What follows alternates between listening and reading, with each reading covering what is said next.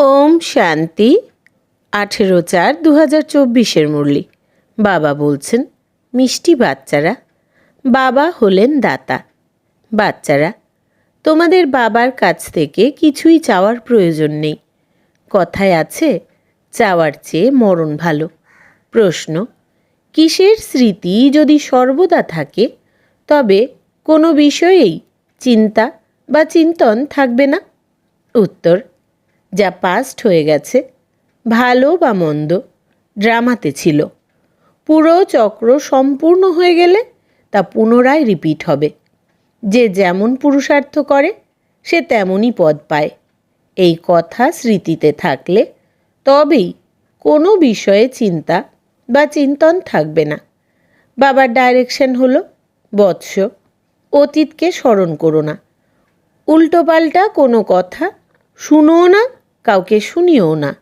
যে কথা অতীত হয়ে গেছে, না তার চিন্তন অর্থাৎ বিচার করো, আর না তা রিপিট করো। ওম শান্তি। আত্মাদের পিতা বসে তার আত্মারূপী বাচ্চাদের বোঝান। আত্মাদের পিতাকে দাতা বলা হয়। তিনি নিজে থেকেই সব কিছু বাচ্চাদেরকে দিয়ে দেন। তিনি আসেনি বিশ্বের মালিক বানাতে। কিভাবে হবে? এই সব কিছুই বাচ্চাদের বোঝান, ডাইরেকশন দিতে থাকেন। তিনি তো দাতা, তাই না?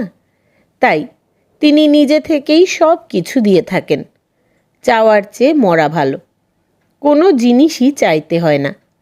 বাচ্চারা অনেকেই শক্তি, আশীর্বাদ, কৃপা প্রার্থনা করতে থাকে।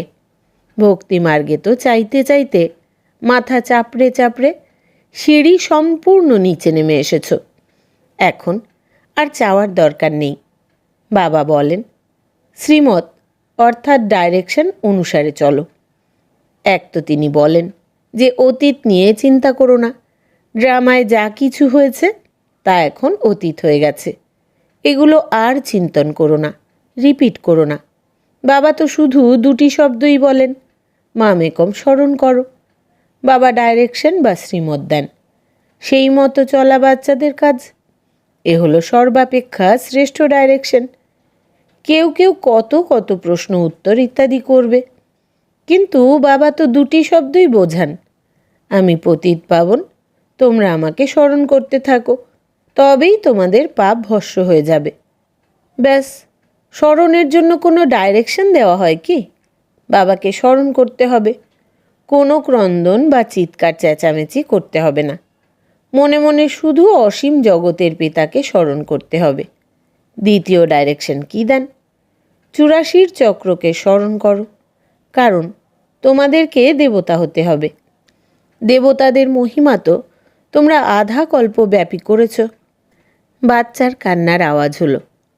এখন এই ডাইরেকশন সমস্ত সেন্টারের নিমিত্তদের দেওয়া হচ্ছে, যে কেউই যেন ছোট বাচ্চাদের নিয়ে না আসে। তাদের জন্য কিছু ব্যবস্থা করতে হবে বাবা থেকে। যারা অবিনাশী উত্তরাধিকার নেবে তারা নিজেরাই সেই ব্যবস্থা করবে। এ হলো আত্মাদের পিতার বিশ্ববিদ্যালয়। এখানে ছোট বাচ্চাদের আসার প্রয়োজন নেই। ব্রাহ্মণীর অর্থাৎ টিচারের কাজ হলো, যখন সার্ভিসেবল আর উপযুক্ত হবে তখন তাদের রিফ্রেশ করার জন্য নিয়ে আসা। তা সে বিশিষ্ট ব্যক্তিই হোক বা সাধারণ, এ হলো বিশ্ববিদ্যালয়। বাচ্চাদের এখানে যারা নিয়ে আসে তারা কি জানে না যে এ হলো ইউনিভার্সিটি? মুখ্য কথা হলো, এটা হলো ইউনিভার্সিটি। এখানে যারা পঠন পাঠন করে তাদের অনেক ভালো আর বুদ্ধিমান হওয়া উচিত। যারা এখনও কাঁচা তারা ডিস্টারবেন্স সৃষ্টি করবে, কারণ তারা বাবার স্মরণে থাকবে না। তাই বুদ্ধি এদিক ওদিকে ঘুরে বেড়াবে, ক্ষতি করে দেবে, স্মরণের যাত্রায় থাকতে পারবে না।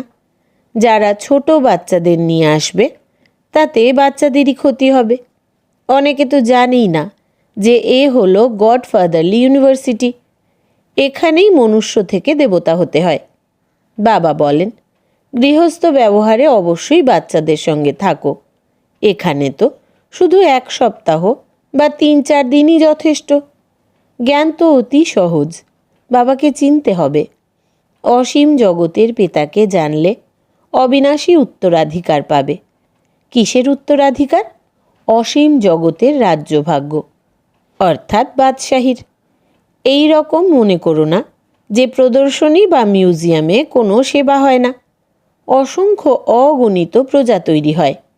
ব্রাহ্মণকুল, সূর্যবংশী আর চন্দ্রবংশী এই তিনই এখানেই স্থাপিত হচ্ছে। তাই এ হলো অনেক বড় ইউনিভার্সিটি। অসীম জগতের পিতা এখানে পড়ান। তাই মস্তিষ্ক সম্পূর্ণ ভরপুর হয়ে যাওয়া উচিত। কিন্তু বাবা আসেন সাধারণ শরীরে, আর পড়ানো সাধারণ রীতি অনুযায়ী। তাই মানুষের তা পছন্দ হয় না। তারা বলে গডফাদারলি ইউনিভার্সিটি আর এই রকম। বাবা বলেন, আমি তো দীনবন্ধু, দরিদ্রদেরকেই পড়াই। বিত্তবানদের পড়াবার হিম্মত নেই। তাদের বুদ্ধিতে তো গাড়ি বাড়ি ইত্যাদি থাকে। দরিদ্ররাই ধনবান হয়, আর ধনবান দরিদ্র। এটাই হলো রীতি। দান কি কখনো ধনবানদের দেওয়া হয়? এও অবিনাশী জ্ঞান রত্নের দান। ধনবান দান নিতে পারে না, বুদ্ধিতে সঠিকভাবে বসবে না। তারা নিজেদের উপার্জিত পার্থিব জগতের ধন দৌলতের মধ্যেই ডুবে থাকবে। তাদের কাছে তো এটাই স্বর্গ। তারা বলে আমাদের অন্য রকম স্বর্গের প্রয়োজন নেই। কোনো গণ্যমান্য ব্যক্তি মারা গেলে বলে স্বর্গবাসী হয়েছে। নিজেরাই বলে যে উনি স্বর্গে গেছেন। তাহলে তো এখন এ হলো নরক, তাই না? কিন্তু এতটাই প্রস্তর বুদ্ধি সম্পন্ন যে বুঝতে পারে না নরক কি। এ হলো তোমাদের কত বড় ইউনিভার্সিটি। বাবা বলেন, যাদের বুদ্ধির তালা বন্ধ হয়ে গেছে তাদেরকেই এসে পড়াই। বাবা যখন আসে তখন বুদ্ধির তালা খোলে। বাবা নিজেই ডাইরেকশন দেন তোমাদের বুদ্ধির তালা কিভাবে খুলবে। বাবার কাছ থেকে কিছুই চাইতে হবে না, এতে নিশ্চয় চাই। বাবাই মোস্ট বেলাভেড, অর্থাৎ প্রিয়তম, যাকে ভক্তিতে স্মরণ করতে। যাকে স্মরণ করা হয় সে তো অবশ্যই কখনো আসবে, তাই না? স্মরণ করাই হলো পুনরায় রিপিট হওয়ার জন্য। বাবা এসে বাচ্চাদেরকেই বোঝান। বাচ্চাদের আবার বাইরের লোকদের বোঝাতে হবে যে বাবা কিভাবে এসেছেন, বাবা কি করেন।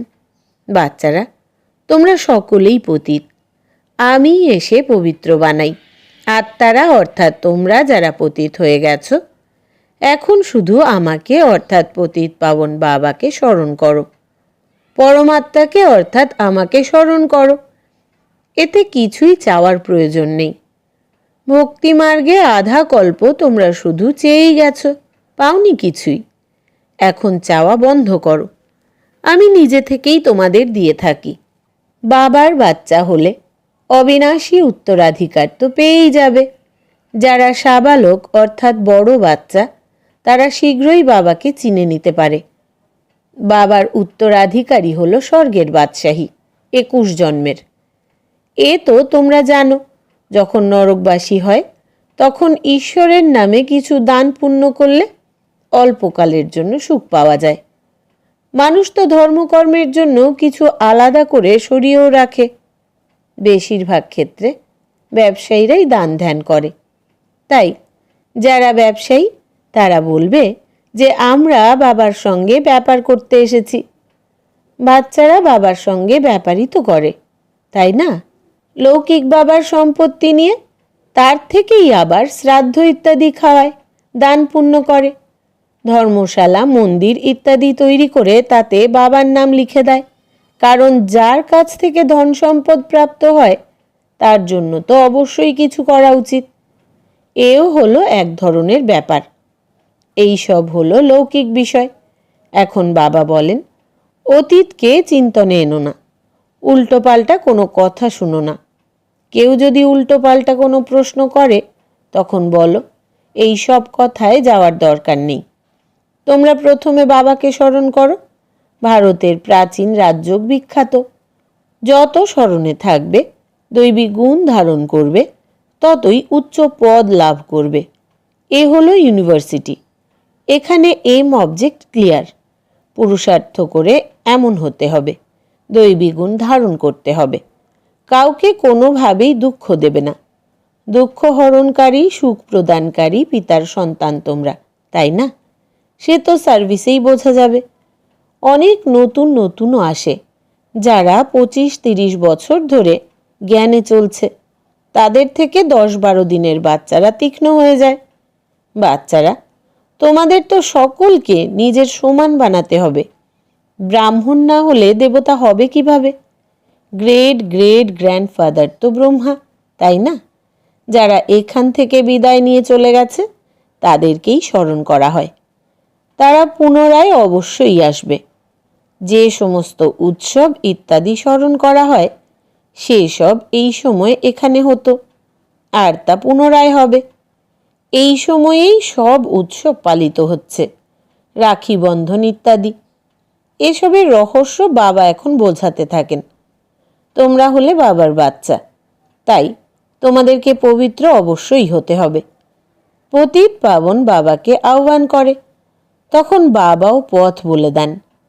প্রতি কল্পে যে যেমন উত্তরাধিকার নিয়েছে অ্যাকিউরেট তেমনই চলতে থাকে। তোমরাও সাক্ষী হয়ে দেখো, বাপ দাদাও সাক্ষী হয়ে দেখেন এরা কতটা উচ্চ পদ প্রাপ্ত করতে পারে, এদের ক্যারেক্টার্স কেমন। টিচার তো সবই জানে, তাই না? কতজনকে নিজের মতো তৈরি করে, কতটা সময় স্মরণের যাত্রায় থাকে।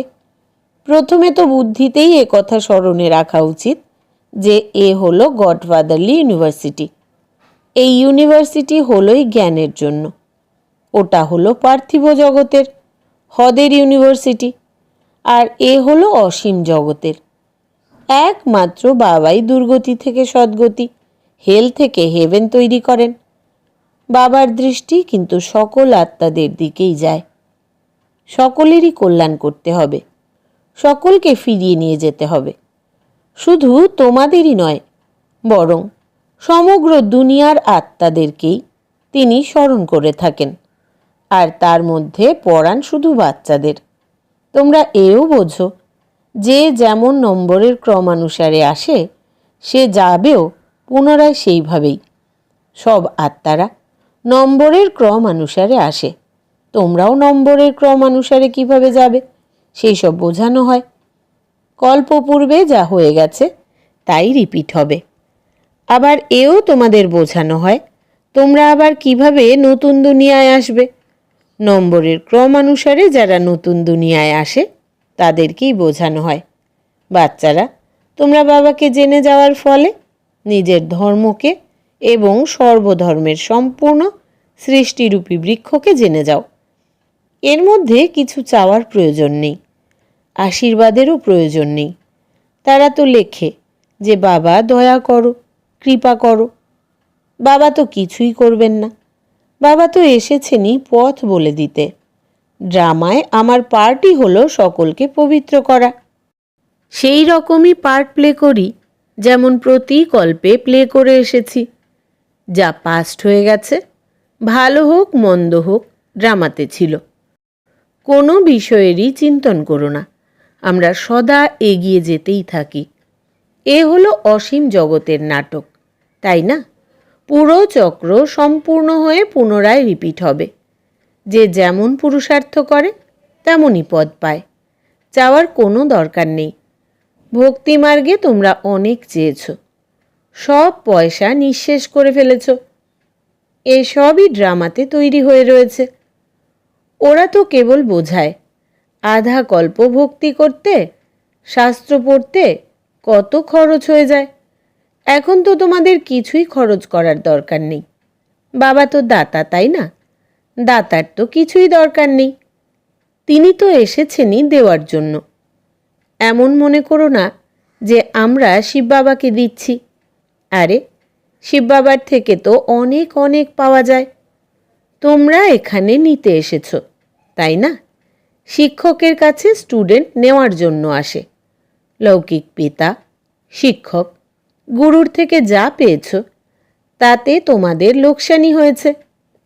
এখন বাচ্চাদের শ্রীমতে চলতে হবে, তবেই উচ্চ পদ প্রাপ্ত করতে পারবে। শিব বাবা হলেন ডাবল শ্রী শ্রী, তোমরা হলে সিঙ্গল শ্রী। শ্রী লক্ষ্মী শ্রী নারায়ণ বলা হয়। শ্রী লক্ষ্মী শ্রী নারায়ণ হলো দুজন। বিষ্ণুকে শ্রী শ্রী বলা হবে, কারণ দুজনেই কম্বাইন্ড।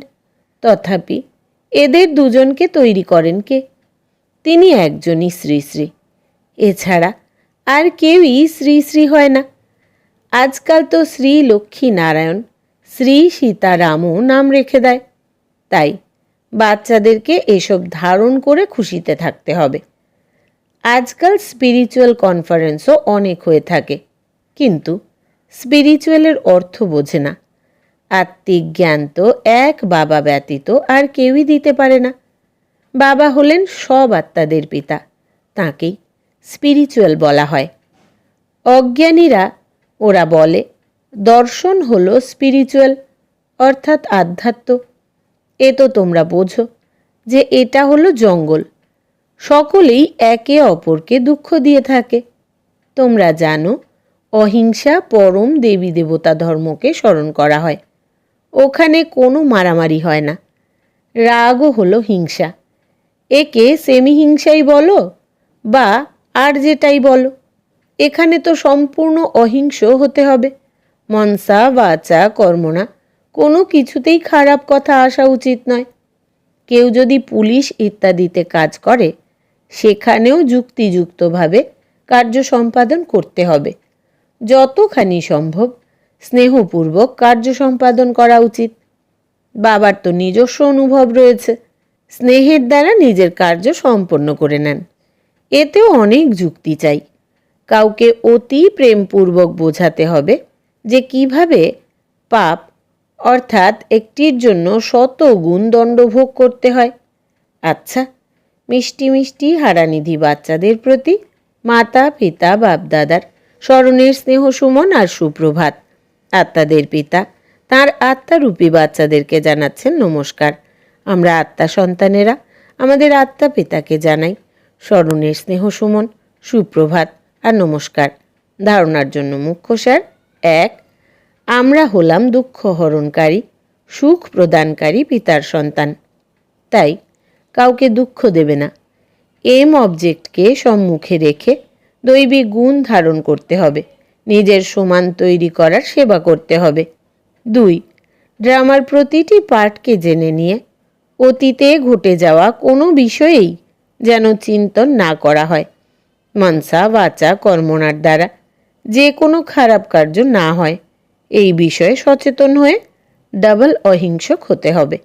বরদান: এক বাবাকে কম্পেনিয়ন বানানো বা তার কোম্পানিতে থাকা সম্পূর্ণ পবিত্র আত্মা ভব। বিস্তার: সম্পূর্ণ পবিত্র আত্মা হলো সে যার সংকল্প আর স্বপ্নতেও ব্রহ্মচর্যের ধারণা থাকবে, যে প্রতিটি পদক্ষেপে ব্রহ্মা বাবার আচরণ অনুযায়ী চলবে। পবিত্রতার অর্থ হলো সদা বাবাকে কম্পেনিয়ন বানানো আর বাবার কোম্পানিতেই থাকা। সংগঠনের কোম্পানি, পরিবারের স্নেহের মর্যাদা হলো আলাদা জিনিস, কিন্তু এই সংগঠনের স্নেহ হলো বাবার কারণেই। বাবা না থাকলে পরিবার কোথা থেকে আসতো? বাবা হলেন বীজ, বীজকে কখনোই ভুলবে না। স্লোগান: কারো প্রভাবে প্রভাবিত হওয়া নয়, সবাইকে জ্ঞানের প্রভাবে প্রভাবিত করো। কারো প্রভাবে প্রভাবিত হওয়া নয়, সবাইকে জ্ঞানের প্রভাবে প্রভাবিত করো। আচ্ছা, আজকের সমান হচ্ছে আমি পরম পবিত্র আত্মা। ওম শান্তি।